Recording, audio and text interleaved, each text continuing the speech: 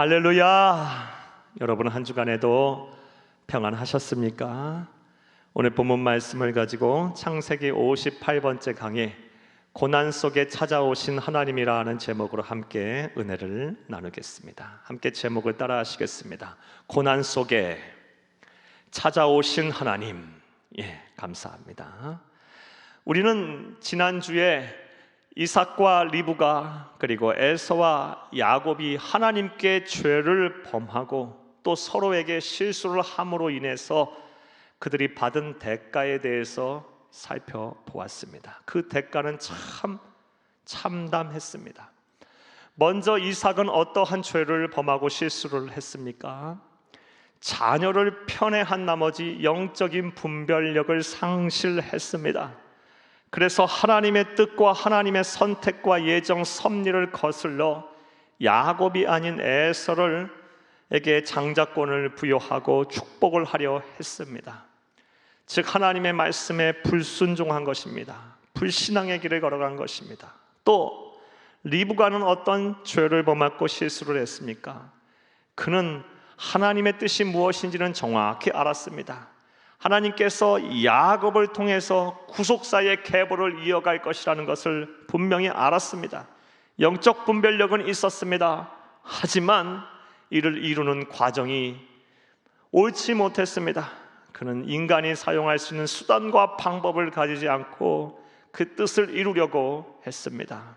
그 결과 이삭과 리브가가 이런 죄를 범하고 실수를 한 결과 어떠한 대가를 치렀습니까? 가정의 화목이 깨졌습니다. 두 아들이 원수가 됐어요. 두 아들 모두 잃어버리는 그런 비극을 맞이하게 됐습니다. 가정이 지옥이 돼버렸어요. 이것이 얼마나 불행입니까? 사랑하는 여러분, 여러분의 가정은 모두 믿음으로 사랑으로 하나 되기를 간절히 주의 이름으로 축복합니다. 또 에서는 어떠한 죄를 범하고 실수를 했고 어떠한 대가를 받았습니까?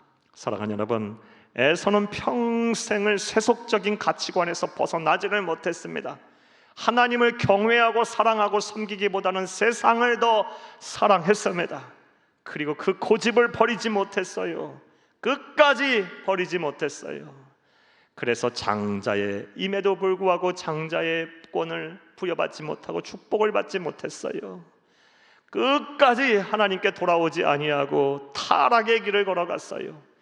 그 결과 에서의 후손들은 이후 언약의 백성들인 야곱의 후손들에게 가시와 같은 존재로 살았으며 훗날 역사 속에서 완전히 사라지는 그런 멸망을 당했음을 우리가 보았습니다. 사랑하는 여러분, 세속적인 가치관이 아닌 우리 그리스도인은 하나님을 사랑하고 하나님의 말씀 중심주의로 살아야 할 것입니다. 그래서 이 세상 사는 동안 참된 하나님의 백성으로 하나님의 말씀을 온전히 마음에 새기고 중심에 두며 살면 진정한 그리스도인이 되는 저와 여러분이 되어야 될 줄로 믿습니다. 또 야곱은 어떠한 죄를 범하고 실수를 했으며 그 결과가 무엇이었습니까? 야곱은 에서와는 달리 영적인 것을 사모하기는 했습니다. 그것의 중요성을 알았어요. 하나님을 경외하는 자였어요. 거룩한 욕심을 가진 자였어요. 하지만 그것을 이루는 과정에서 어머니 리브가와 짜고 하나님의 이름을 도용하면서까지 거짓말을 했어요. 하나님께서 가장 싫어하는 죄 중에 하나인 거짓말을 계속 반복적으로 해 나갔어요. 그 결과 그는 평생을 도망자로 외로움 속에 살았음을 우리가 보았습니다. 그리고 그것에 대한 구체적인 내용이 오늘부터 시작되는 본문의 말씀입니다. 이러한 이삭과 리브가 에서와 그리고 야곱의 이런 사례를 보면서 우리는 어떠한 영적인 교훈, 진리를 얻을 수가 있었습니까? 사랑하는 여러분, 죄를 범하면, 하나님 앞에 죄를 범하고 사람들에게 실수하면 반드시 그에 상응하는 대가를 치르게 된다라는 것입니다. 스리슬쩍 그냥 넘어갈 수 있는 것이 아니에요. 행여 사람의 눈은 피할 수 있으나 속일 수 있으나 어찌 하나님의 눈을 속이고 하나님의 심판을 피할 수가 있겠습니까? 따라서 우리가 죄를 처음부터 짓지 않도록 하나님께서는 죄는 모양이라도 버리라고 말씀하셨으니 죄 짓지 않도록 늘 성결한 삶 살도록 노력해야 돼요. 우리의 심령에 계시는 성령 하나님, 거룩하신 그 성령 하나님, 성결의 영이신 그 성령 하나님을 의지하며 동행하면서 죄 가운데 살지 아니하고 노력해야 하고, 죄를 짓고 또 실수를 했으면 반드시 참회하고 다시 돌아와야 합니다. 할렐루야. 자, 이제 오늘 본문 말씀을 살펴보겠습니다. 본문 말씀은 앞서 말씀드린 대로 야곱이 그러한 실수를 범하고 죄를 범하자 어떠한 일들이 일어나게 됩니까? 그의 형 에서가 분노하여 야곱을 죽이려고 합니다. 그래서 야곱이 이 에서를 피해서 이 브엘세바에서 하란까지 도망을 가려고 하고, 그 하란에 가는 과정에서 베델이라는 곳에 이르렀을 때 일어난 사건입니다. 오늘도 한 절 한 절 읽어가면서 오늘 우리에게 주시는 은혜를 찾겠습니다. 영적인 교훈을 얻겠습니다. 큰 은혜가 되시는 시간 되기를 간절히 주의 이름으로 축복합니다. 축복합니다. 자, 먼저 10절과 11절을 보겠습니다. 10절과 11절의 내용은 에서의 보복을 피하여 집을 떠나는 야곱의 상황에 대해서 묘사를 하고 있습니다. 자, 10절과 11절 말씀을 함께 읽겠습니다. 야곱의 상황이 지금 어떤지에 대해서 보겠습니다. 10절 읽겠습니다. 야곱이 브엘세바에서 떠나 하란으로 향하여 가더니, 11절입니다. 한 곳에 이르러는 해가 진지라 거기서 유숙하려고 그곳에 한 돌을 가져다가 베개로 삼고 거기 누워 자더니. 아멘. 사랑하는 여러분, 지금 야곱은 앞서 말씀드린 대로 브엘세바라는 곳에서부터 하란까지 가기 위해서 베델이라는 곳에 지금 위치해 있습니다. 여러분, 지도를 보시면서 그가 어느 정도의 위치에 있는지에서 한번 살펴보겠습니다. 여러분 보시는 지도에 보면 브엘세바에서 베델이라는 곳에 지금 이르렀습니다. 브엘세바에서 베델까지는 약 100km가 조금 안 되는 거리입니다. 97, 8km 되는 거리고, 오늘날 우리의 거리로 환산을 하면 수원에서 청주가 조금 못 가는 거리라고 할 수가 있습니다. 최종 목적지는 저 하란 땅, 밧단 아람이라는 지역인 하란 땅입니다. 약 800km나 되는 멀리 떨어져 있는 저 곳으로 지금 도망을 가려 하고 있고, 그 도망가려는 그 과정에 베델이라는 곳에 위치해 있을 때에 이릅니다. 자, 이제 10절과 11절에 다시 보겠는데, 지금 야곱이 어떠한 상황에 놓여 있습니까? 첫 번째로 홀로 되어 있습니다. 자, 10절 말씀을 한 번 더 읽겠습니다. 야곱이 브엘세바에서 떠나 하란으로 향하여 가더니, 지금 야곱은 혼자 그 머나먼 길을 떠나고 있습니다. 사랑하는 여러분, 이러한 일은 야곱에게 있어서 거의 처음이었을 것입니다. 야곱은 대족장의 아들입니다. 그리고 야곱은 늘 어머니와 함께 가족의 품 안에서 있었던 사람입니다. 그는 금지옥엽처럼 가정의 사랑을 받으며 부모의 사랑을 받으며 자랐던 사람이에요. 그가 그 주변에는 그 일을 대신할 수 있는 수많은 노예와 수많은 하인들이 있었을 것입니다. 사랑하는 여러분, 그런데 지금 그는 어떤 상황에 있습니까? 홀로 돼 있어요. 혼자 돼 있어요.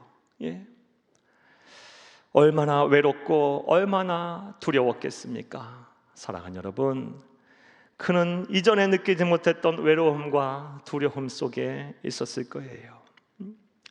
그런데 이러한 야곱의 모습이 우리의 모습이 아닐까요? 우리도 얼마나 우리 인생을 살아가는 데 있어서 외로움을 느끼고 또 두려움을 느끼고 있습니까? 우리 주변에 수많은 사람들이 있고 또 수많은 사람들이 함께 산다 할지라도 결국 보면 인생은 혼자서 홀로 가는, 홀로 서게 하는 것임을 우리가 보게 됩니다. 그렇게 또 느끼게 됩니다. 수많은 사람들이 나를 애워싸고 나와 함께 살고 있지만 오늘날 현대인들이 대부분의 겪는 그런 고통은 외롭다는 거예요. 두려움이 있다라는 거예요. 사랑하는 여러분, 여러분들은 어떠십니까? 그런데 그건 신앙생활에서도 마찬가지입니다. 신앙생활도 어찌 보면 하나님 앞에 하나님의 나라, 하나님의 나라, 그리고 하나님 앞에 서기까지의 과정은 홀로 서기, 혼자서 가는 길임을 알게 됩니다. 구원과 심판도 결국 나의 믿음으로 가는 것입니다. 내 남편이 신앙생활을 잘한다고 해서 내가 구원을 받는 것이 아니고, 내 아내가 신앙생활을 잘했다고 해서 내가 천국에 들어가는 것도 아니며, 내 자녀와 내 부모가 신앙생활을 잘하고 참된 제자로서의 삶을 살았다고 해서 내가 하나님의 나라에서 큰 상급을 받는 것이 아닙니다. 내가 잘해야 되는 거예요. 내가 구원의 확신이 있어야 되는 거예요. 내 믿음이 좋아야 하는 것입니다. 할렐루야! 사랑하는 여러분, 결국 인생은 혼자서 가는 길이에요. 따라서 외로울 수밖에 없어요. 두려울 수밖에 없어요. 결국 야곱의 모습은 저와 여러분의 모습임을 오늘 본 말씀에서도 보게 됩니다. 자, 브엘세바에서 하람까지 가기 위해서 지금 이 중간 기착지인 베델에 이르렀을 때 야곱의 상황 어떠합니까? 그는 지금 혼자 됐어요. 어찌 보면 처음으로 혼자가 된 것입니다. 그래서 외로움과 두려움을 느끼고 있습니다. 또 야곱의 상황은 어떠할까요? 그는 아주 가난해져 있습니다. 아무것도 가진 것이 없습니다. 우리 11절 말씀을 함께 읽겠습니다. 한 곳에 이르러는 해가 진지라 거기서 유숙하려고 그곳에 한 돌을 가져다가 베개로 삼고 거기 누워 자더니 아멘. 그는 형 에서의 칼날이 두려워 급히 도망하다 보니 가지고 나온 것이 없었어요. 대족장 체벌의 아들이었지만 아무것도 가지고 나오지 못했어요. 그래서 밤에 잠을 자려 할 때 하늘을 이불 삼고 돌을 베개 삼아 자고 있는 것입니다. 아무것도 가진 것이 없는 가난한 사람이 됐어요.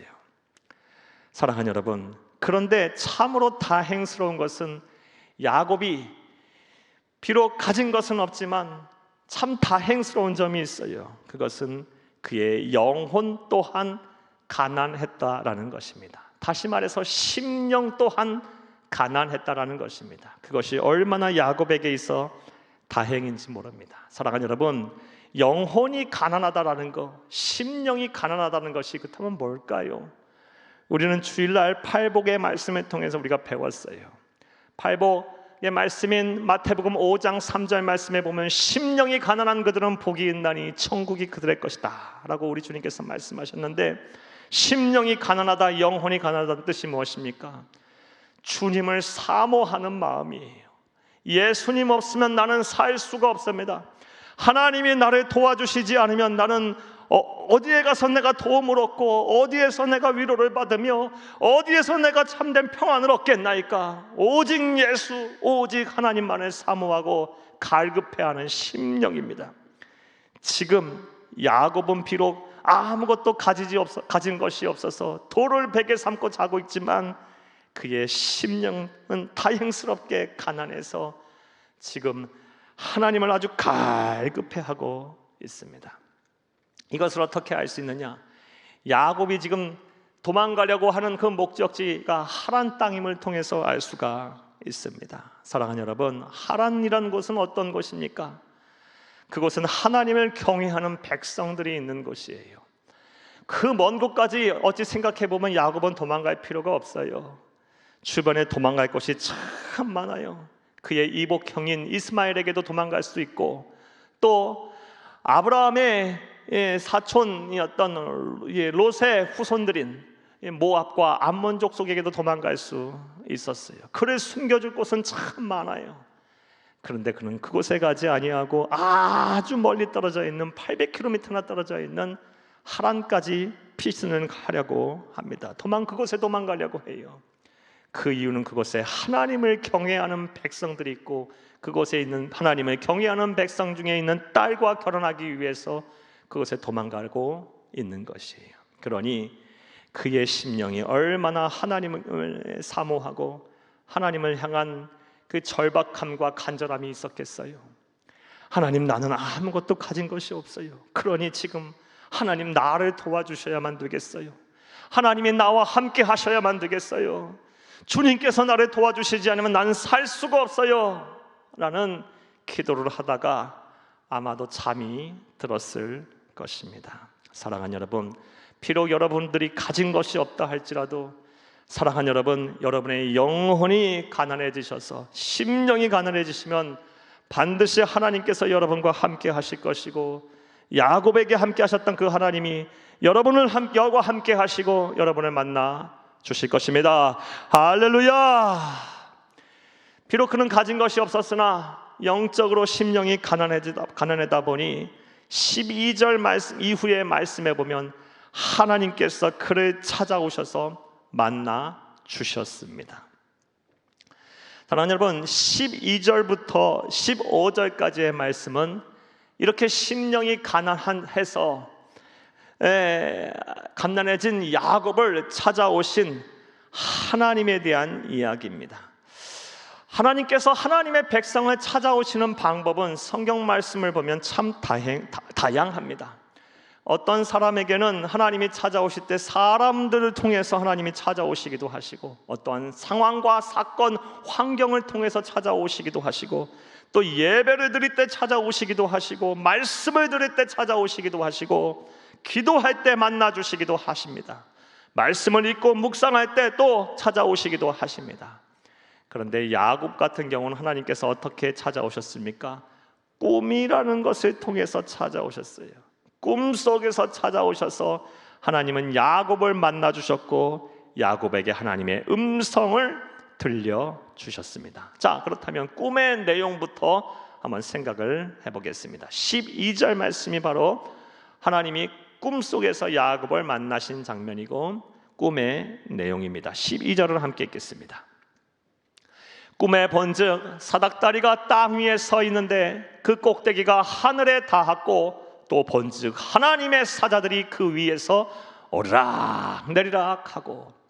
그가 꿈을 꿨는데 어떤 꿈을 꿨습니까? 땅에서부터 하늘 꼭대기까지 닿은 사닥다리가 있었고, 그 사닥다리에 하나님의 사자들이 오르락 내리락 하는 그런 장면, 그런 꿈의 내용을 보았습니다. 자, 그런데 오늘 우리가 보면 이 꿈의 내용 중에서 중요하게 생각해야 할 단어가 있습니다. 대상이 있습니다. 그것이 무엇일까요? 사닥다리라는 것을 우리는 주목해 봐야 돼요. 이 사닥다리가 상징하는 바가 뭘까요? 사닥다리가 지금 땅 위에서부터 하늘 꼭대기까지 닿아 있다고 지금 묘사를 하고 있습니다. 즉 사람과 하나님을 연결하고 있는 거예요. 인간 세상과 하나님의 나라를 지금 연결하고 있어요. 그리고 그 사닥다리에 하나님의 사자들이 오르락 내리락 하고 있어요. 이 사닥다리가 상징하는 바가 뭘까요? 종종 구약은 구약의 여러 사건과 사물들은 신약에 우리 예수님을 예표하는 경우가 많습니다. 네, 바로 이 사닥다리는 우리 구주 예수 그리스도를 상징합니다. 이것은 우리 예수님의 말씀을 통해서 우리 또한 알 수가 있습니다. 예수님께서 사닥다리라고 말씀을 하셨어요. 요한복음 1장 51절 말씀을 함께 읽겠습니다.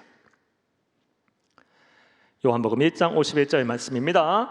또 이르시되 진실로 진실로 너희에게 이르노니 하늘이 열리고 하나님의 사자들이 인자 위에 오르락 내리락 하는 것을 보리라 하시니라. 아멘. 예수님께서 말씀하셨어요. 내가 사닥다리고 내 위에 인자 위에 하나님의 사자들이 오르락 내리락 하리라. 자, 우리 예수님은 땅과 하늘을 연결하는, 사람과 하나님을 연결하는 사닥다리가 되는 짐을 믿으시기를 간절히 주의 이름으로 축복합니다. 자, 이것은 이제 영적인 의미로 해석하면 다음과 같아요. 예수 그리스도를 통하지 않고서는 하나님께로 갈 자가 없다라는 것입니다. 예수 그리스도를 통하지 않고서는 구원을 받을 자가 없다라는 것입니다. 예수 그리스도를 통하지 않고서는 하나님과 화목해질 자가 없다라는 거예요. 이것은 예수님께서도 직접 말씀을 하셨습니다. 요한복음 14장 6절 말씀에 보면 예수님께서 이르시되 내가 곧 길이요 진리요 생명이니 나로 말미암지 않고서는 아버지께로 올 자가 없느니라 라 말씀하셨습니다. 할렐루야! 예수님을 통하지 않고서는, 예수님이라는 사닥다리를 통하지 않고서는 하나님 아버지께로 갈 자가 없어요. 사랑하는 여러분, 이것은 진리예요. 이것이 복음이에요. 그런데 안타깝게도 세상은 예수를 모른다고 해요. 예수라는 사닥다리를 통하지 않고서 구원에 이르는 길이 많다라고 이야기해요. 선행을 하고 수행을 하고 고행을 하고 다른 종교를 믿고 깨달음을 얻게 되면 구원에 이를 수 있다고 얘기해요. 또 다른 사닥다리를 이야기해요. 하지만 그것들은 다 부질없는 거예요. 오직 예수님만이 하나님 아버지께로 우리를 이끄는, 참된 구원으로 이끄는 유일한 사닥다리가 됨을 믿으시기를 간절히 주의 이름으로 축복합니다. 축복합니다. 따라서 우리가 이 믿음의 흔들리면 안 돼요. 이 믿음을 굳건하게 해야 돼요. 특별히 요즘같이 이렇게 사회가 혼란스럽고 하나님의 교회를 대적하는 사람들로 넘쳐날 때 우리는 이 믿음이 흔들리면 안 돼요. 이 믿음은 하나님의 나라 가는 그날까지 우리가 아주 굳건하게 수호하고 지켜야 할 믿음입니다. 할렐루야. 자, 꿈의 내용은 어떤 내용이었습니까?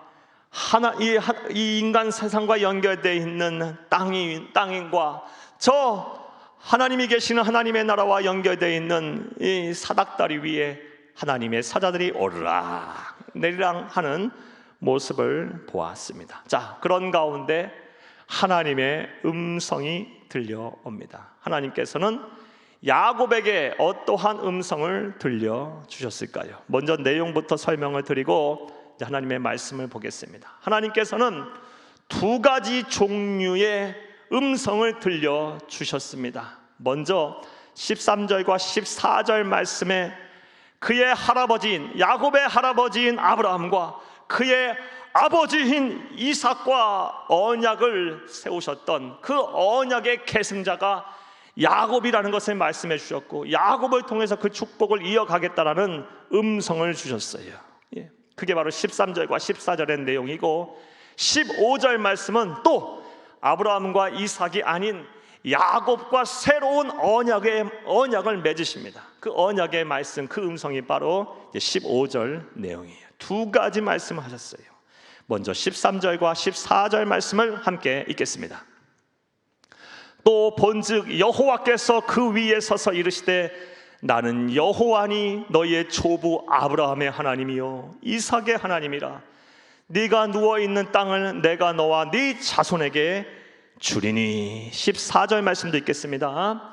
네 자손이 땅에 티끌같이 되어 네가 서쪽과 동쪽과 북쪽과 남쪽으로 퍼져나갈지며 땅의 모든 족속이 너와 네 자손으로 말미암아 복을 받으리라. 아멘. 사랑하는 여러분, 이 13절 14절 말씀 아브라함과 이삭에게 주셨던 말씀입니다. 똑같은 언약의 말씀을 아브라함과 이삭에게 주셨어요. 여러분, 창세기 15장 시간이 없어 읽지는 않겠지만 5절에서 7절 말씀에 보면 하나님께서 아브라함에게 나타나셔서 말씀하시기를 나는 네 하나님이 될 것이다 말씀하셨고, 이 땅을 너에게 다 줄 것이고 네 자손을 번성케 할 것이다 라고 말씀하셨어요. 또 창세기 26장 24절 말씀에 보면 야곱의 아버지인 이삭에게도 동일한 언약의 말씀을 주셨어요. 그리고 지금 그 언약의 계승자로 야곱을 인정하시고 야곱에게 동일한 복을 말씀하고 계십니다. 먼저는 이제 내가 너희의 하나님이 되겠다. 아브라함의 하나님이었고 이삭의 하나님인데 너의 하나님이 이제 내가 되겠다라고 말씀하셨고, 그리고 이 땅을, 네가 지금 누워있는 이 땅을 다 너에게 줄 것이며 네 자손은 하늘의 별과 같이 많게 번성케 하겠다라고, 티끌같이 많게 하겠다라고 우리 주님께서, 하나님께서 야곱에게 말씀을 하셨습니다. 자, 이러한 말씀을, 이런 하나님의 음성을 통해서 우리는 어떠한 사실을 알 수 있습니까? 하나님에 대해서 우리는 어떠한 사실을 알 수가 있습니까? 먼저 약속하신 것은 반드시 지키시는 하나님임을 우리가 알 수가 있어요. 아브라함을 통해서 약속하셨던 거, 이삭을 통해서 또 약속하셨던 거, 이제 야곱을 통해서 그 축복을 이어가시려고 말씀을 하고 계세요. 야곱을 통해서 그 축복이 조금씩 이제 실현해 가시려고 하나님께서는 계획을 세우시고 계신 거예요. 이처럼 하나님은 약속하신 것은 반드시 지키시는 분이에요. 지금도 하나님께서는 그 약속을 지금 성취해 가세요. 하나님께서 저와 여러분에게 주신 약속, 지금 우리 때에 하나님께서는 이루실 수 있어요.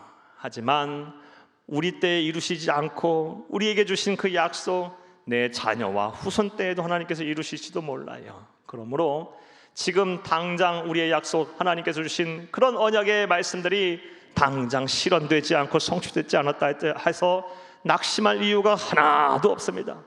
반드시 때가 되면 하나님께서는 약속하신 것을 반드시 이룰 줄로 믿습니다.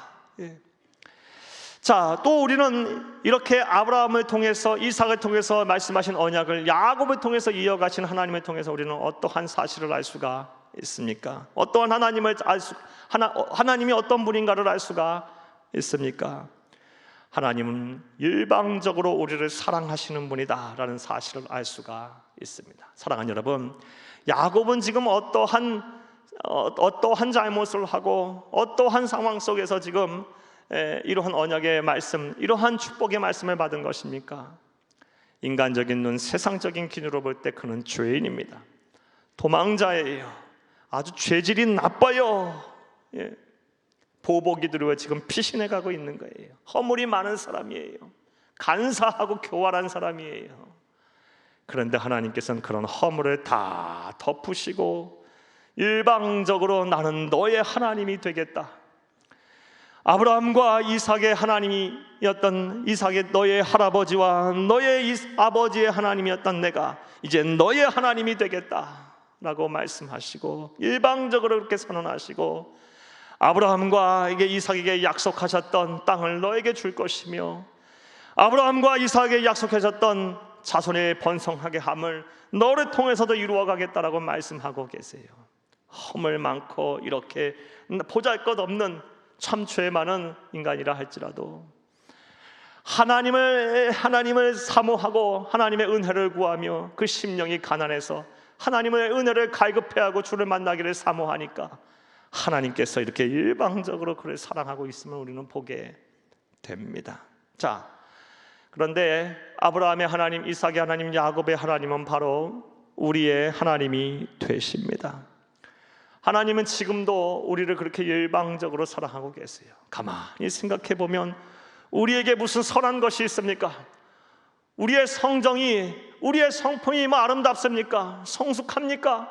하나님의 기준으로 볼 때 정말 성숙한 그리스도인이라고 얘기할 수가 있습니까? 하루에도 수도 없이 혈기를 부리며 마음과 생각이 막 요동치고 있어요. 우리의 마음과 생각에 별의별 잡다한 것들이 오고 가고 있어요. 하나님께 약속하고 경건한 삶, 성결한 삶, 제자로서의 삶 살겠다고 하나님 앞에 약속했던 것 단 하나라도 지키고 있던 것이 과연 몇 개나 있겠어요? 참, 우리는 죄가 많은 사람들이에요. 허물 많은 사람들이에요. 참 부족한 사람들이에요. 그러나 하나님은 우리를 버리시지 않고 계세요. 일방적으로 사랑하세요. 요한일서 4장 19절 말씀에도 하나님께서 말씀하셨어요. 우리가 하나님을 사랑한 것이 아니라, 먼저 사랑한 것이 아니라 하나님이 우리를 먼저 사랑하셨다고 우리 요한 사도는 우리에게 말을 하고 있어요. 우리가 하나님을 사랑한 것이 아니라 하나님이 우리를 일방적으로 사랑하고 계세요. 도대체 우리가 무엇이길래 하나님은 우리를 이렇게 사랑하고 계실까요? 이건 하나님의 은혜로 아니면, 하나님의 사랑으로 아니면 설명이 안 되는 거예요. 저와 여러분은 이러한 은혜와 이런 사랑을 받은 사람들입니다. 사랑하는 여러분, 아무리 사는 것이 힘들고 어렵고 고단하다 할지라도 이 은혜, 이 사랑, 하나님의 일방적인 사랑을 우리가 생각한다면 사는 것이 그렇게 어렵지 않을 것입니다. 할렐루야! 우리는 혼자가 아닙니다. 항거할 수 없는, 저항할 수 없는 그런 사랑을 날마다 받고 있는 사람들입니다. 그 사랑하시는 그 하나님이 누구십니까? 천하 우주 만물을 창조하시고 주관하시고 다스리시며 소유하신 분이십니다. 할렐루야! 지금도 함께 하시고 또 영원토록 우리와 동행하실 것입니다. 할렐루야. 자, 아브라함과 이삭에게 약속하신 언약을 야곱에게 계승하시겠다라고 말씀하시면 그 말씀을 통해서 우리는 특별히 하나님이 어떤 분인가에 대해서 살펴봤어요.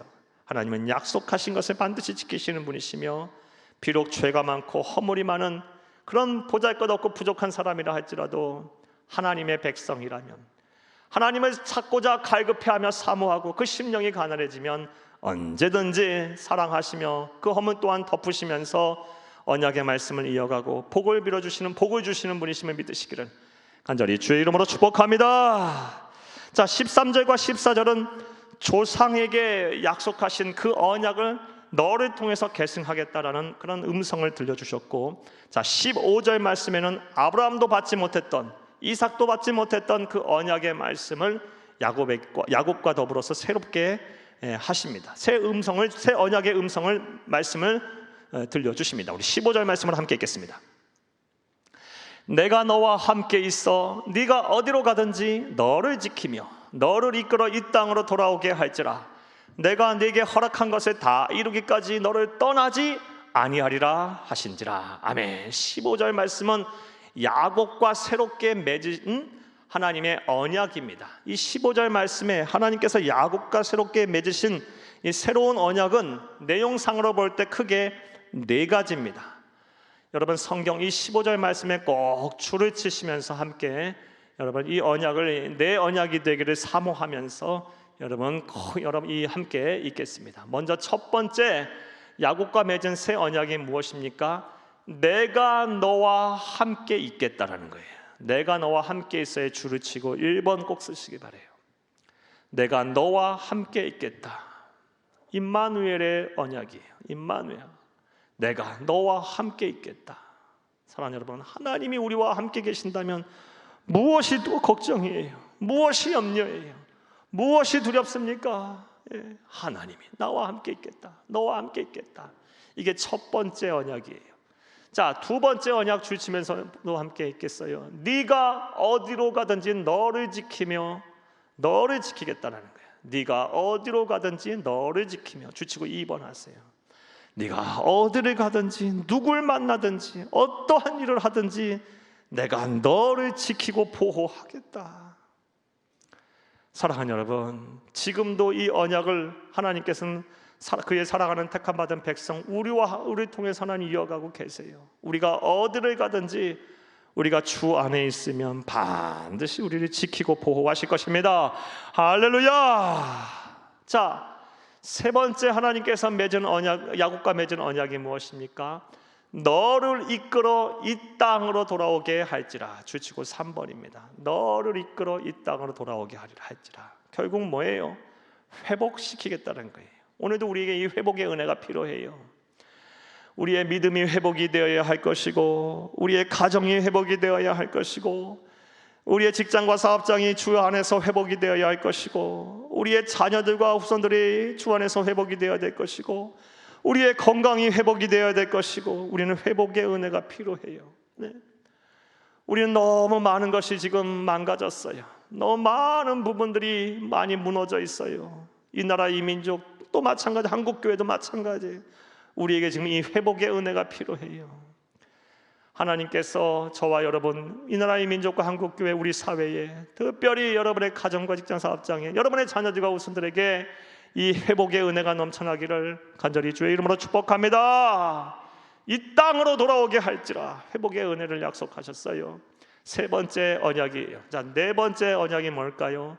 주치고 함께 읽겠습니다. 내가 네게 허락한 것을 다 이루기까지 너를 떠나지 아니하리라 하신지라. 내가 네게 허락한 것을 다 이루기까지 너를 떠나지 아니하리라. 반드시 이루시겠다는 거죠. 함께 하나님의 섭리를 약속하신 거고, 그리고 함께 동행하시면서 이 섭리를 이루어 가시겠다는 거예요. 야, 내가 네게 허락한 것을 다 이루기까지 너를 떠나지 아니하리라. 여러분에게도 이런 은혜가 있기를, 이런 언약이, 여러분이 이런 언약의 백성이 다 되기를 간절히 주의 이름으로 축복합니다. 주님께서 우리의 삶의 현장에서 나와 함께 하시고 나를 떠나지 아니하시고 나와 함께 하시면서 나와 함께 일하신다면, 주님께서 일하신다면 무엇이 걱정이겠어요? 안 될 일이 무엇이 있겠어요? 당장 잘 안 된다 할지라도 하나님의 섭리는 항상 선하고 항상 가장 이상적인 것이므로, 여러분 당장 걱정 안 되더라도 걱정할 이유가 없을 거예요. 하나님은 우리와 합력하여 반드시 선을 이루실 것이기 때문에 너를 떠나지 아니하고 항상 네 약속한 것을 다 이루기까지 내가 너를 떠나지 아니하고 함께 하리라. 이 은혜가 저와 여러분에게 있을 줄로 믿습니다. 자, 네 가지 언약을 야곱과 맺었어요. 내가 너와 함께 하겠다. 네가 어디를 가든지 너를 지키고 보호하겠다. 너를 이끌어 이 땅으로 다시 돌아오게 하겠다. 회복시키겠다. 그리고 마지막으로 약속이 다 이룰 때까지 너를 떠나지 아니하겠다. 사랑하는 여러분, 이런 언약이 여러분 하나님과의 맺은 이 야곱과의 맺은 언약이 여러분의 언약이 되기를 간절히 주의 이름으로 축복합니다. 축복합니다. 우리는 이렇게 하나님의 말씀을 읽으면서 우리가 야곱이 되는 거예요. 지금 하나님의 음성을 우리가 듣고 있다고 생각하면 되는 거예요. 야곱과 맺은 이 언약, 지금 나와도 맡고 계심을 나는 믿습니다 하면 이 말씀이 내 것이 되는 거예요. 지금 내가 맺는 언약이 되는 거예요. 그래서 하나님 우리에게 성경을 주신 것이고 이 성경의 야곱의 스토리를 우리에게 알려주신 거예요.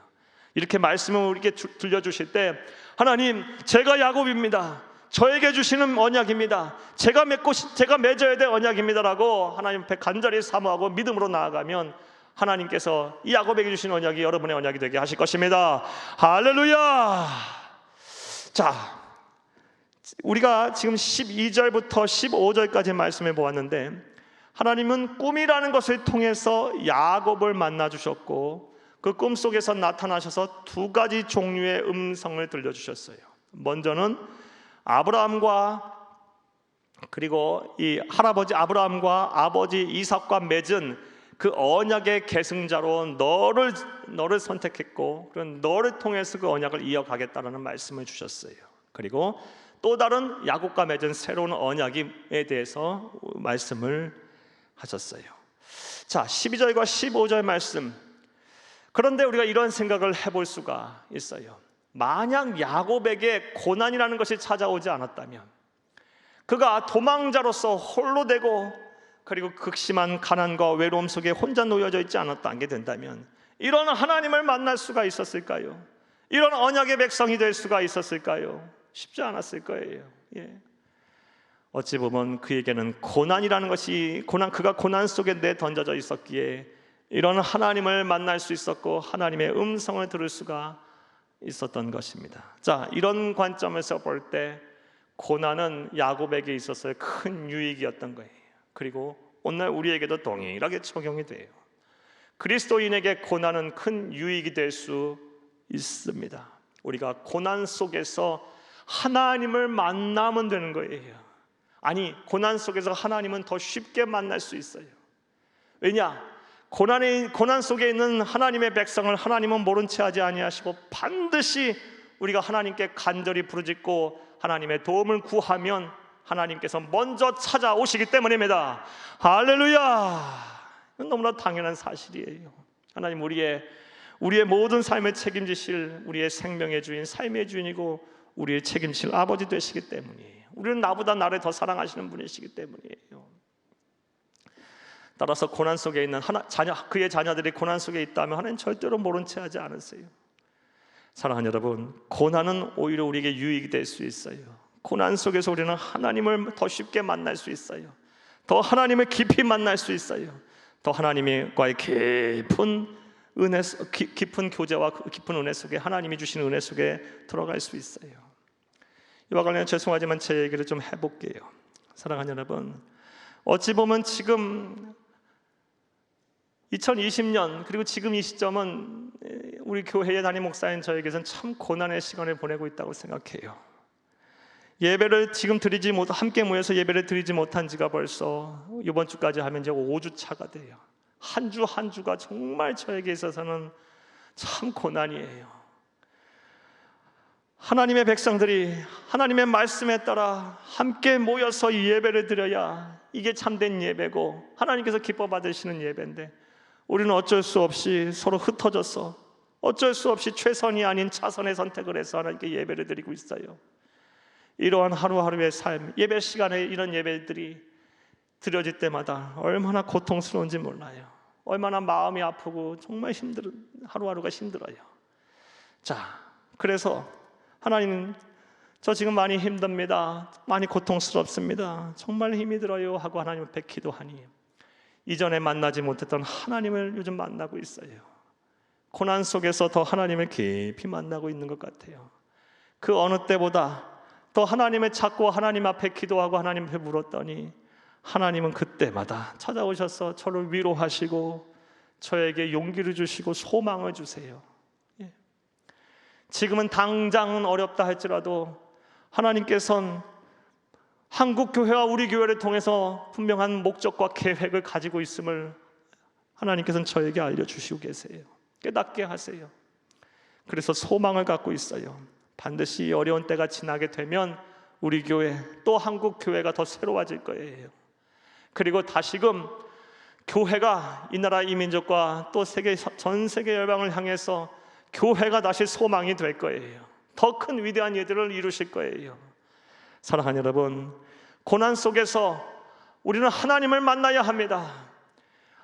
아브라함이 고난 속에서 있을 때 하나님께서 고난 속에서 아브라함을 만나셨고, 또 이삭의 고난 속에 있을 때 이삭을 더 깊이 만나 주셨고, 지금 오늘 본문에서 야곱이 고난 속에 있었기에 이런 하나님과의 언약을 맺으며 하나님을 더 깊이 만날 수 있었고, 부족하지만 저에게 통해서도 하나님께서 이런 은혜를 누리게 하셨어요. 사랑하는 여러분, 하나님께서는 여러분에게도 분명 고난 속에 있는 여러분에게도 하나님께서 은혜를 더 주실 거예요. 더 만나 주실 거예요. 여러분이 하나님 고난 속에서 하나님의 이름을 부르며 하나님을 찾으면 더 하나님께서 여러분 그 어느 때보다 더 여러분에게 찾아오실 거예요. 더 많은 말씀들을 주실 거예요. 더 많은 은혜를 주실 것입니다. 사랑하는 여러분, 고난이 내게 유익임을 알며 기뻐하시기를, 감사하시기를 간절히 주의 이름으로 축복합니다. 일찍이 이것을 욥이 알았어요. 욥기 42장 5절 말씀을 함께 읽겠습니다.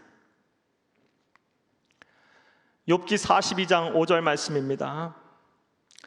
내가 주께 대하여 귀로 듣기만 하였사오나 이제는 눈으로 주를 배움나이다. 아멘. 사랑하는 여러분, 욥이 어떤 고난을 당하고 있습니까? 10명의 자녀들이 한날 죽었고, 사탄의 장난으로 인해서 모든 동방에 거부했던 그가 재산이 다 날아가 버렸고, 머리 정수리부터 발끝까지 악성막 종기가 났고, 그리고 그런 상황 속에서 신앙을 지키려 하는 욥을 향해서 그의 조강지처럼 하나님을 저주하고 죽으라고 도망갔고, 그를 위로한답시고 그에게 가장 친했던 친구 3명은 와서 오히려 그의 속을 막 뒤집어 놓고 그를 정죄하는 상황 속에서, 말할 수 없는 그 고난 속에서 욥은 뭘 봤다 그래요?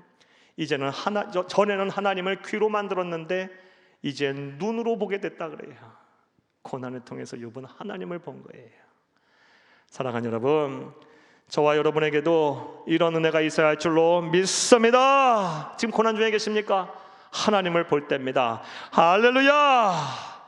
자, 12절부터 15절 되셨습니까? 이제 16절부터 22절 말씀을 빨리 보겠습니다.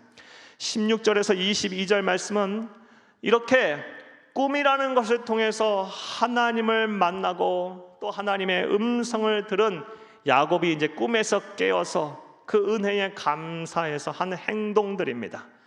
야곱은 하나님을 만난 이후, 하나님의 음성을 들은 이후 어떠한 행동을 했을까요? 먼저 16절에서 17절 말씀을 함께 읽겠습니다. 야곱이 잠이 깨어 이르되 여호와께서 과연 여기 계시거늘 내가 알지 못하였도다. 이에 두려워하여 이르되 두렵도다. 이곳이요 이것은 다름 아니는 하나님의 집이요 이는 하나님의 문이로다 하고. 아멘. 알지 못하였도다. 이게 무슨 얘기예요? 두렵도다. 이런 말들이 무슨 얘기예요? 그동안 알지 못했던 거, 그동안 하나님을 경외하지 않았던 거, 두려워하지 못했던 것에 대해서 지금 뭐 하고 있는 거예요? 하나님 만나고 나서 회개하고 있어요. 사랑하는 여러분, 하나님을 만난 자는 반드시 회개하게 돼 있습니다. 즉 말하면 뒤집어 말하면 하나님을 만나지 않은 사람은 회개 안 해요. 예. 오늘날 입으로는 성도라고 하면서 신앙이 있다라고 하면서 자신이 죄를 짓고 회개하지 않은 사람들이 얼마나 많은지 몰라요. 예. 그 사람들은 하나님을 만나지 않은 사람이에요. 그래서 양심에 화인 맞은 사람이에요. 하나님을 만난 사람은, 그 안에 거룩하신 성령님께서 계신 사람은 죄를 졌으면 마음이 불편해서 견딜 수가 없어요. 부끄러워서 견딜 수가 없어요. 회개하게 돼 있어요. 참회하게 돼 있어요. 눈물을 안 흘릴 수가 없어요. 사랑하는 여러분, 여러분에게 여쭙겠어요. 여러분 하나님을 만나셨습니까? 하나님이 여러분의 심령에 거하십니까? 사랑하는 여러분, 하나님을 만나는 것이 중요해요. 간절히 사모하는 자에게 하나님 만나 주실 거예요. 하나님을 아는 지식이 많지 않고 신앙에 대한 경험이 많지 않다 할지라도 지금 간절히 하나님의 은혜를 사모하시고 하나님을 만나기를 간절히 소망하세요. 심령이 가난해지세요. 나는 예수가 아니면 살 수가 없어요.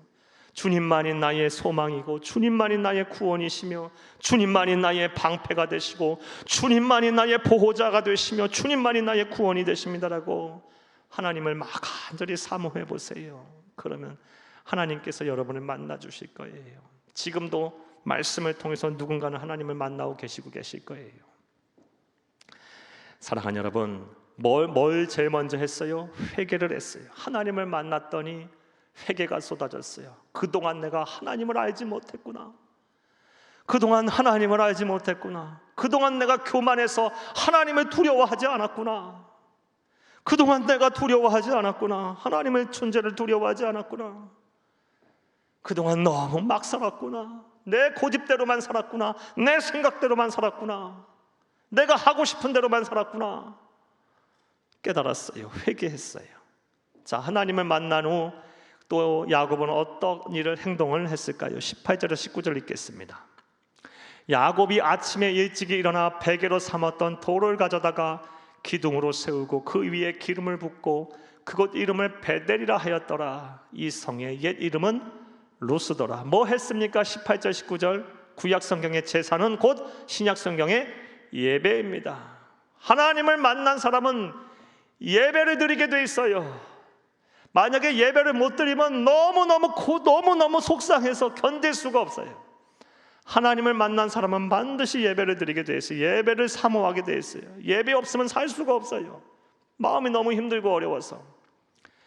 하나님을 만난 사람이 예배를 반드시 드린다는 것은, 예배를 사모하게 된다는 것은 요한복음 4장의 수가성 여인을 통해서 알 수 있어요. 사마리아 성 수가성 여인은 남편을 5번이나 갈아치운 윤리 도덕적으로 엉망인 사람이에요. 그래서 사회적인 모든 사회성이 완전히 무너진 사람이, 그 여인이 예수님을 만난 이후 그 영혼의 갈증이 완전히 해결됐어요. 영혼이 목마르지 않은 샘물을 마시고 나서 우리 주님께서 주신 그 구원의 은혜를 누리고 나자 제일 먼저 예수님에게 질문한 것이 무엇입니까? 요한복음 4장 20절 말씀에 보면 우리의 조상들은 이 산에서 예배를 드린다고 하고 사마리아 조상들은, 당신들 유대인들은 예루살렘에 가서 예배를 드린다고 하는데 어디에서 예배를 드려야 합니까? 그의 관심이 예배로 전환이 돼요. 예수를 만났더니, 하나님을 만났더니 예배를 드리고 싶어지는 거예요. 사랑하는 여러분, 여러분은 얼마나 예배를 사모하고 계십니까? 종종 예배가 이렇게 현장 예배를 못 드리고 주의 몸된 전에 와서 예배를 못 드리는 상황이 되다 보니 우리 성도님들이 저에게, 또 우리 교역자들에게 언제 예배를 드릴 수 있나요? 언제 예배를 다시 드릴 수 있나요? 정말 예배 드리고 싶어요. 교회 와서 예배 드리고 싶어요 하고 말씀하시는 성도님들이 참 많이 계세요. 어떤 성도님들은 교회 와서 예배 드리고 싶어서 교회에 예배당 안에는 들어오지 못하고 교회 주변에 서성이다가, 예배 시간에 서성이다가 돌아갔다고 하시는 분, 그 기도하고 눈물 흘리다 돌아가셨다고 하시는 분들도 여러 계세요. 그런 성도님들의 말씀을 듣게 되면 마음이 참 아파요. 그러면서도 한편으로는 또 기뻐요. 아, 저분은 하나님을 만난 사람이구나. 저분은 하나님을 만난 사람이구나. 우리 교회 안에는 이렇게 하나님을 만난 성도들이 여러 있구나. 담임 목사로서 기분이 참 좋아요. 감사하고. 여러분, 하나님을 만난 사람은, 진짜 성도들은 예배 안 드리면 견딜 수가 없어요. 야곱을 보세요. 하나님을 만나고 오니까 회개가 쏟아지고 바로 예배로 들어가요. 아브라함도 그랬어요. 이삭도 그랬어요. 그렇게 사회적으로 막장인 수가성녀인도 예수를 만나니까, 이 하나님을 만나니까 예배로 관심이 전환되잖아요. 예배를 사모하시기를 바라요. 예배가 여러분의 예배를 생명과 같이 귀하게 여기시기를 간절히 주의 이름으로 축복합니다. 자, 하나님을 만난 이후 야곱은 또 어떠한 일을 했을까요? 20절에서 22절 말씀 함께 읽겠습니다. 야곱이 서원하여 이르되 하나님이 나와 함께 계셔서 내가 가는 이 길에서 나를 지키시고 먹을 떡과 입을 옷을 주시어 내가 평안히 아버지 집으로 돌아가게 하시오면 여호와께서 나의 하나님이 되실 것이요. 22절입니다. 내가 기둥으로 세운 이 돌이 하나님의 집이 될 것이요 하나님께서 내게 주신 모든 것에서 10분의 1을 내가 반드시 하나님께 드리겠나이다 하였더라. 아멘. 사랑하는 여러분, 20절과 22절 말씀에 보면 하나님을 만나게 되자, 하나님의 음성을 듣고 새 언약을 맺게 되자 야곱이 한 세 번째 행동이 무엇입니까? 서원입니다. 서원. 하나님이 나와 함께 하시고 내가 어디를 가든지 나를 지키시고 보호하시고 다시 돌아오게 하시는, 회복하게 하시고 나아가 약속이 이루어질 때까지 나를 떠나지 아니하시고 나와 함께 하시면 나도 하나님을 섬기겠나이다. 나도 하나님을 떠나지 아니하고 오직 하나님만 섬기겠나이다. 그리고 또 이곳 베델에서 나는 반드시 예배를 드리겠나이다. 베델은 하나님의 집이란 뜻이에요. 신약의 교회를 말해요. 교회에서 예배를 잘 드리겠나이다. 평생 교회를 사랑하고 교회에서 드리는 예배를 떠나지 아니하겠나이다. 서원한 거예요. 서원. 마치 시편 84편의 10절 말씀에 보면 이 시편 기자의 고백과도 같아요. 주의 궁전에서 한 날이 다른 곳에서의 첫날보다 나은즉 악인의 장막에서 사는 것보다 성전 문지기로 있는 것이 좋사오니 교회를 사랑하고 교회에서 드리는 예배를 내가 평생 동안 드리겠나이다. 베델 하나님의 집에서 내가 예배를 반드시 드리겠나이다 서원했어요. 그리고 세 번째 서원이 무엇입니까? 11조를 하나님 앞에 드리겠다라고 서원해요. 서원 세 가지예요. 오직 하나님만 섬기겠나이다. 베델에서 예배를 드리겠나이다. 베델은 하나님의 집, 신약의 교회를 말해요. 교회에서 예배를 잘 드리겠나이다. 10의 1을 하나님 앞에 드리겠나이다 서원했어요.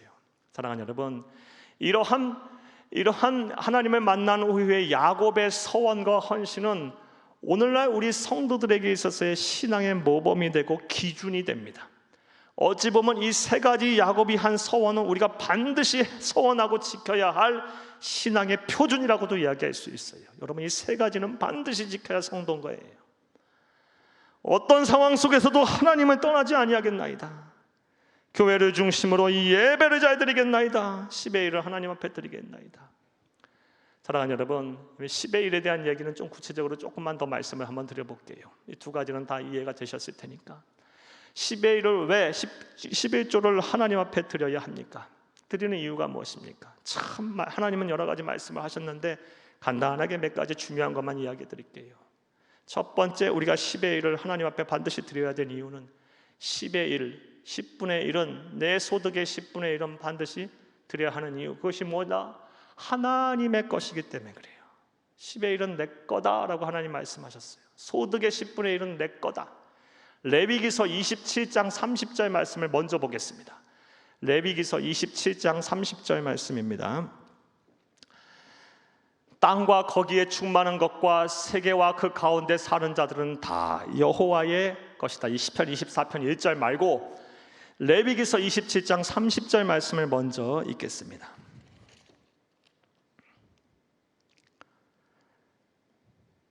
레위기서 27장 30절 말씀입니다. 그리고 그 땅의 10분의 1을 곧 그 땅의 곡식이나 나무의 열매는 그 10분의 1은 여호와의 것이니 여호와의 성물이라 라는 말씀하셨어요. 10의 1은 여호와의 것이기 때문에 우리가 반드시 하나님께 드려야 되는 거예요. 하나님의 것이기 때문에 드려야 하는 거예요. 11조는. 사랑하는 여러분, 그래서인지 말라기서 3장 9절 말씀에 보면 10의 1을 하나님 앞에 드리지 않은 것은 도적질하는 거라 그랬어요. 내 것이니까. 10분의 11조를 왜 해야 됩니까? 하나님의 것이기 때문에 하는 거예요. 중요한 원리 몇 가지만 얘기하면, 두 번째는 하나님께서 말씀하신 명령이기 때문에 그렇습니다. 하나님의 명령이시기 때문에 그래요. 여러분, 신명기서 14장 22절 함께 읽겠습니다. 신명기서 14장 22절입니다. 너는 마땅히 매년 토지소산의 11조를 드릴 것이며. 이런 말씀들 참 많아요. 명령하신 말씀 참 많아요. 자, 그렇다면 하나님께서 왜 명령하셨을까요? 우리의 것을 막 뺏으려고? 하나님이 막 가난하셔서 그러신 것입니까? 막 우리를 힘들게 하려고 그러신 것입니까? 아니요. 10의 1을 너희가 내게 드려라, 내게 주어라 라고 명령하신 이유는 우리에게 복 주시기 위함이에요. 여러분, 말라기서 3장 10절에서 여러분 12절 말씀에 이런 말씀이 있어요. 나를 시험하여 보라. 내가 하늘 문은 너희에게 복을 쌓을 것이 없도록 붙지 아니하나 보라. 내가 메뚜기를 금하여 너 소산을 먹지 않게 할 것이며 너의 포도나무의 열매가 기한 전에 떨어지지 않게 할 것이며 네 땅이 아름답게 할 것이다. 봐, 11점만 드려봐라. 내가 그러면 이런 복을 너에게 주겠다 라고 하나님께서 약속하셨어요. 복 주시려고 너는 11조를 드려라고 명령하신 것입니다. 또, 자, 첫 번째 여호와의 것이니까, 명령이시니까. 또 세 번째 이유, 중요한 이유만 말씀드리면, 세 번째 이유는 무엇이냐? 11조는 모든 내게 주신 모든 것, 내가 소유한 모든 것이 내 것이 아니라 하나님의 것이다 라는 것을 인정하는 신앙 고백과도 같아요. 하나님은 이 신앙 고백의 차원에서 우리에게 11조를 드리라고 말씀하셨어요. 앞서 우리가 읽었던 시편 24편 1절 말씀에 이 땅의 모든 것들은 다 내 것이다 라고 말씀하셨어요. 우리는 자칫 내가 땀 흘려 번 것은 다 내 거라고 생각하기 쉬워요. 하지만 그것 또한 하나님이 주신 거예요. 하나님의 것이에요. 우리는 잠시 맡고 있는 청지기에 불과한 거예요. 따라서 하나님께서는 모든 것이 다 내 것임을 너는 인정해라. 그 신앙 고백의 차원에서 우리에게 10의 1을 드리라고 말씀하신 거예요. 그러니까 11조는 이 세상의 모든 것이 하나님의 것이고 내게 주신 것도 하나님의 것이라는 것을 인정하는 신앙 고백과도 같은 거예요. 이게 얼마나 믿음의 고백이고 얼마나 겸손한 신앙인의 고백입니까? 물론 10의 1을 안 드려도 이런 믿음 갖고 살 수 있어요. 이런 믿음을 소유하신 분들 많아요. 그러나 분명한 사실은 그렇게 10의 1을 안 드리고도 그렇게 하시는 분도 물론 많이 계시지만 우리 예수님께서도 말씀하셨어요. 마태복음 6장 21절 말씀에 네 보물이 있는 곳에 네 마음도 있다 그랬어요. 사랑하는 여러분, 10의 1을 드리시는 분들은 더 하나님이 이 땅의 모든 것을 소유하신 분이라는 그 믿음을 가지신 분일수록 더일 수가 있어요. 더 그 믿음이 더 귀한 믿음일 수 있어요. 사랑하는 여러분, 여러분은 10의 1을 드림으로 하나님 앞에 온전한 신앙 고백을 하시는 다 여러분들이 되기를 간절히 주의 이름으로 축복합니다. 그리고 이 신앙 고백 위에 하나님은 역사하시는 거예요. 하나님은 온전한 신앙 고백, 바른 신앙 고백, 바른 믿음 위에 하나님께서는 일하십니다. 할렐루야. 자, 시간이 많이 지나 이제 말씀 맺겠습니다. 오늘 참 많은 말씀을 여러분에게 드렸어요. 지금 야곱은 도망가고 있어요. 어찌 보면 야곱에 있어서의 큰 시련이자 고난입니다. 하지만 이 시련과 고난을 통해서 야곱은 하나님을 만났습니다. 고난 속에 하나님이 찾아오셨어요. 꿈을 통해서 찾아오셨고 그 꿈 속에서 하나님은 말씀하셨어요. 언약의 백성의 언약의 계승자가 될 것을 말씀하셨고 새 언약을 맺으셨어요. 고난이 없었다면 야곱은 하나님을 만날 수가 없었을 거예요. 저와 여러분에게도 하나님께서는 지금 찾아오실 거예요. 야곱의 하나님은 우리의 하나님이에요. 우리가 고난 속에 있을 때 하나님은 반드시 찾아오십니다. 야곱처럼 우리의 심령이 가난해져서 하나님을 찾으면, 갈급해하면, 우리의 심령이 마치 사슴이 시냇물을 찾기에 갈급한 같이 우리의 영혼이 하나님을 찾기에 갈급해하면 하나님 반드시 찾아오셔서 야곱에게 주셨던 그 언약의 말씀 우리에게도 주실 것입니다. 우리에게도 복을 주실 거예요. 따라서 사랑하는 여러분, 고난은 우리에게 유익이 될 수 있어요. 지금 삶이 힘들고 어려우십니까? 이제 하나님을 만나실 때입니다. 하나님의 음성을 들으실 때입니다. 이런 은혜와 복이 여러분 가운데 임하기를 간절히 주의 이름으로 축복합니다. 축복합니다.